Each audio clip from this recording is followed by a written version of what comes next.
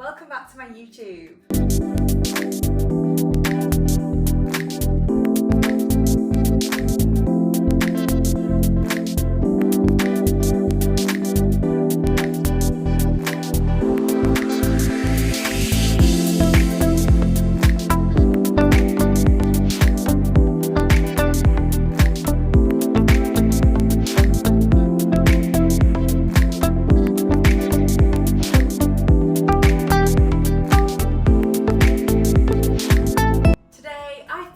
Do a little bit of a get to know me Q&A. My YouTube account is still relatively new, so let's get to know me.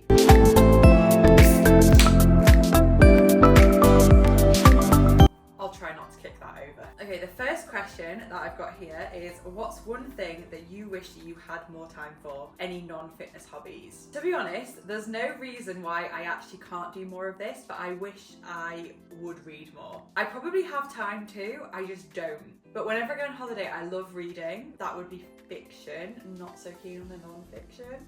But my most recent holiday, I think I read 3 books in 3 days, potentially 4. I do really enjoy reading. I just don't really make enough time for it. So that would definitely be one thing that I enjoy. And then maybe something kind of crafty. I've always kind of been into like arty stuff. If you know anything about me, or if you've known me for a while, you know that I used to work as an interior designer, so I have come from like a kind of creative background, so I do enjoy doing like crafty things. I'm not going to say drawing because I don't think I'm very good at drawing.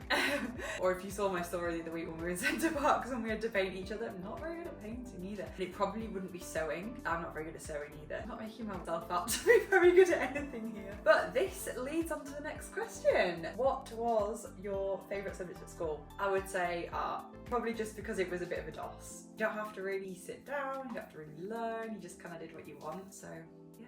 Favourite holiday destination and why? My favourite hot holiday that I went on was to Jamaica. I just find it such a relaxed vibe in the country. I don't mean like that. Everyone is just really laid back and you can't not be laid back when you're around them. I'm quite a highly strung, stressy person, and actually being around people who are relaxed really relaxes me and helps me to relax. So I find that really good to be around. It was hot.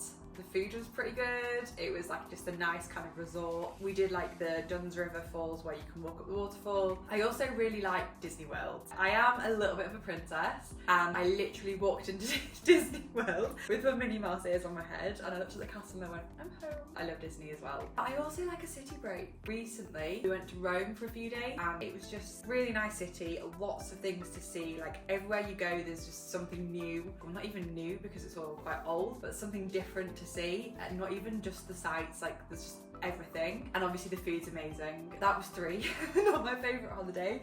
3 different types of holidays that I enjoyed. What do you do to relax in your spare time? What's relaxing? I'm joking. Watch Netflix. I find walks quite relaxing, reading if I have time. Obviously I do that on holiday and that's quite nice. I'd say that's probably it. Oh, actually, I do find baking relaxing. Going back to the question of what do I wish I had more time for? Baking, definitely. I should have thought about that more. Nobody asked this because it's kind of public knowledge, but favourite drink. What are your biggest pet peeves?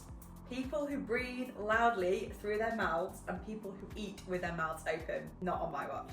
So I will leave the room. Literally, I will leave the room, or I will make you leave the room. Have you got any travel plans or bucket list of places that you want to visit? I would love to go to Mexico. I think the food is great and I just think it was quite a cool place to go. I would really like to go to an F1. I've recently got into Formula One. I think it would be really cool to see one, like in person. See one live rather than on the TV. I think that would be a really cool experience. I'd like to do that as well. But yeah, nothing actually planned in yet. Like I'd like to go skiing again, but yeah, nothing actually booked in, which for me is bizarre because if you might remember last year I went on holiday pretty much every month.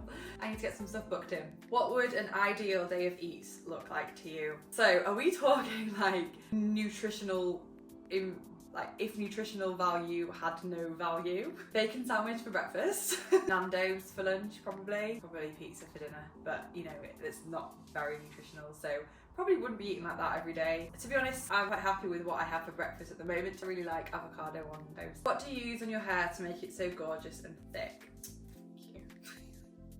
This is not the answer anybody wants and it's really annoying, I know. I am basically descended from a werewolf. I have so much hair, and I know that this is not the answer that you want. So when I use things on my hair, it's actually to make it less wild, which is the opposite of what you've literally just asked. However, anything that moistens it, moistens,